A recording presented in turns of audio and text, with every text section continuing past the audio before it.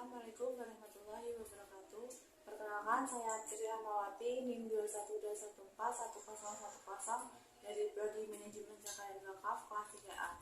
Di sini saya akan membacakan 16 kaidah untuk pemenuhan tugas mata kuliah kaidah usuliyah dan fikih. Untuk kaidah yang pertama yaitu al-umuru bimaqasidiha, yaitu merupakan kaidah yang berhubungan dengan segala aktivitas manusia baik perbuatan maupun perkataan yang didasari oleh niat atau tujuan. Untuk dalilnya yaitu innamal a'malu binniyat, sesungguhnya amal itu tergantung pada niat. Contohnya yaitu wudu dan sholat harus didasari dengan niat. Jika tidak, maka kedua hal tersebut tidak sah hukumnya. Kaidah yang kedua yaitu al-yaqinu la yuzalu, kaidah yang berkaitan dengan keyakinan asal suatu perkara tidak dapat dihilangkan dengan keraguan-keraguan. Dalilnya yaitu inadona mayuhni minal haqqi syai'in. Contohnya yaitu apabila ada seorang yang yakin bahwa dia telah berwudu, kemudian dia ragu apakah telah batal wudunya atau belum, maka dia tidak perlu berwudu lagi. Yang ketiga yaitu al-masyaqqatu tajlibu taisir, kaidah yang membahas mengenai kesulitan dapat mendatangkan kemudahan. Dalilnya yaitu yasiru wala tukasiru, mudahkanlah dan jangan mempersukat. Contohnya yaitu orang yang sedang sakit diperbolehkan sholat dengan duduk atau tidur jika tidak kuat berdiri. Yang keempat yaitu ad-dararu yuzalu, kemudaratan tidak dapat dihilangkan dengan kemudaratan yang lain atau kemudaratan harus dihilangkan. Dalilnya yaitu la darara wala dirara, tidak boleh ada dirar dan juga dirar. Contohnya yaitu larangan menimbun barang-barang kebutuhan pokok masyarakat karena perbuatan tersebut mengakibatkan kemudaratan bagi rakyat. Yang kelima yaitu al-adatu muhammad, adat kebiasaan dapat ditetapkan sebagai hukum. Dalilnya yaitu mara'ahumul muslimuna hasana fahuwa indallah. Contohnya yaitu menetapkan mahar dalam perkawinan, namun tidak ada kejelasan berapa banyak ketentuan mahar, maka disesuaikan dengan kebiasaan masyarakat. Yang keenam yaitu al-istihad la yunqadu bi al-istihad, sebuah produk hukum dari sebuah hasil istihad yang telah dilaksanakan pada suatu waktu dan tempat tertentu tidak dapat dianulir seketika oleh produk hukum dari sebuah hasil istihad pada suatu waktu dan tempat yang lain. Dalilnya yaitu wahada alama tilka alama khadaina nah adil, itu adalah yang kami putuskan pada masa lampau dan ini adalah keputusan kami sekarang. Contohnya yaitu jika seseorang beristihad untuk menentukan arah kiblat, seandainya di pertengahan salatnya nanti istihadnya berubah, maka dia harus langsung mengubah arah salatnya dan tidak ada kewajiban qada untuknya karena istihadnya yang pertama tidaklah dibatalkan. Yaitu idastami'u halal wa haram gharaba haram, yaitu adalah rumusan general dari beragam persoalan tersebut dan menjadi prinsip dasar penggalian hukum pada persoalan-persoalan serupa lainnya. Setiap kali terjadi percampuran antara unsur halal dan haram sesuai substansi kaidah. Dalilnya yaitu ma istima'u halalan wa haraman ila walubi ahroman ahlalan, tidaklah perkara halal dan haram berkumpul kecuali yang haram akan mengalahkan yang halal. Contohnya diperbolehkan beristihad dalam menentukan baju yang suci tatkala bercampur dengan yang najis. Yang kedelapan yaitu al-iksaru bil hurbi makruhu wa fil ghairiha mahbub, mengutamakan orang lain dalam urusan ibadah adalah makruh dan dalam urusan selain ibadah adalah disenangi. Dalilnya yaitu wa yusiruna ala anfusihim walau kana bihim khasasatum, dan mereka mengutamakan orang-orang orang muhajirin atas diri mereka sendiri, sekalipun mereka dalam kesusahan. Contohnya yaitu jika engkau mempunyai makanan dalam keadaan engkau lapar, sedangkan temanmu juga merasa lapar seperti kamu, maka dalam kondisi ini engkau berbuat ihsan, sungguh engkau terpuji dengan perbuatan ihsanmu itu. Kesembilan yaitu atabi'u tabi, pengikut adalah mengikuti. Dalilnya yaitu la tabi'u la yafudu bil hukmi. Contohnya yaitu apabila membeli seekor kambing dan kambing itu ternyata bunting, maka anak kambing itu juga terbeli. Yang ke-10 yaitu tasarruf al-imam ala ar-ra'iyah manutun bi al-muslahah. Tindakan dan kebijakan yang ditempuh oleh pemimpin harus sejalan dengan kepentingan umum, bukan untuk golongan atau untuk dirinya sendiri.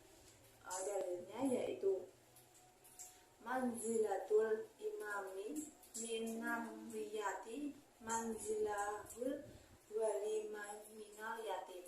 Kedudukan imam terhadap rakyat adalah seperti kedudukan wali terhadap anak yatim.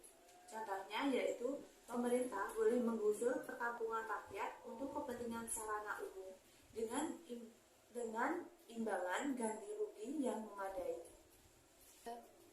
Yang 11 yaitu al-hududu tasqatu bi al-syubhat. Hukuman itu gugur karena syubhat.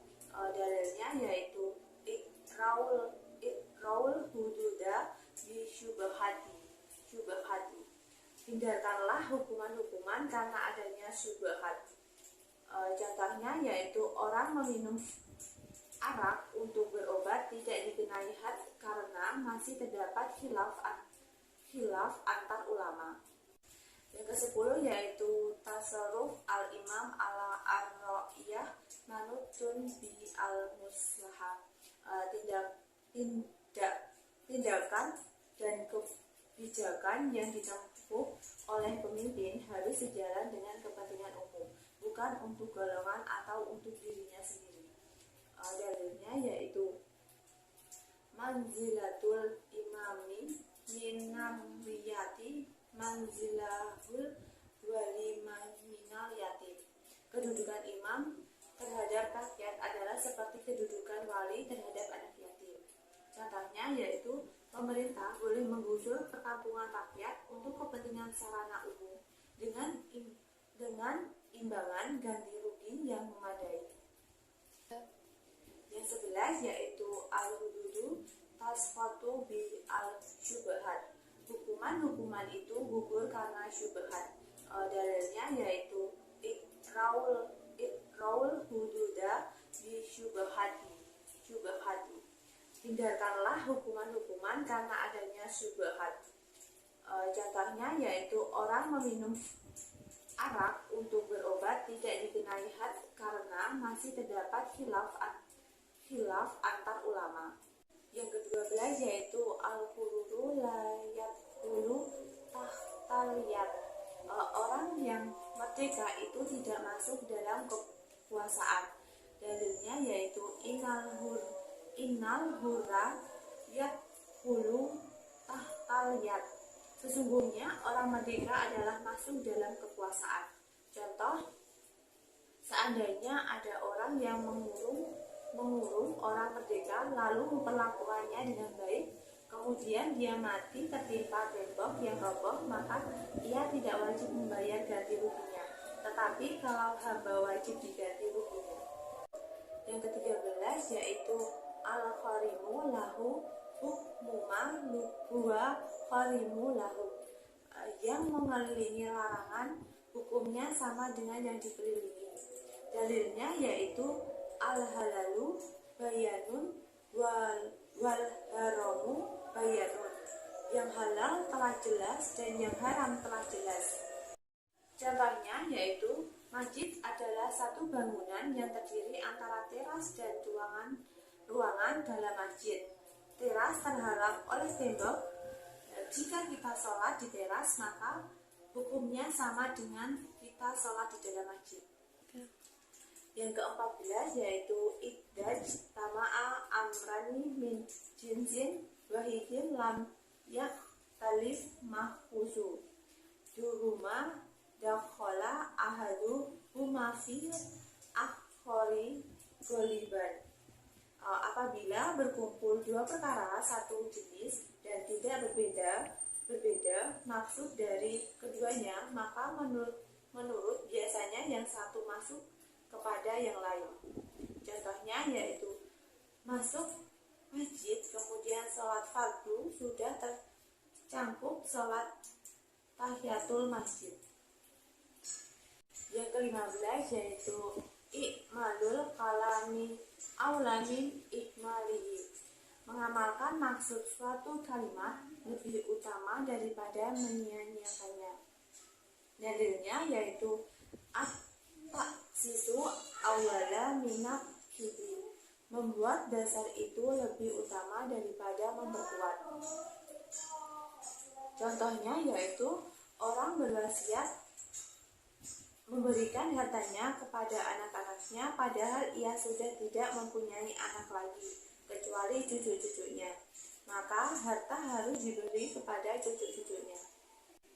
Yang terakhir yaitu al-huraju bidoman, hak mendapatkan hasil disebabkan oleh keharusan menanggung kerugian.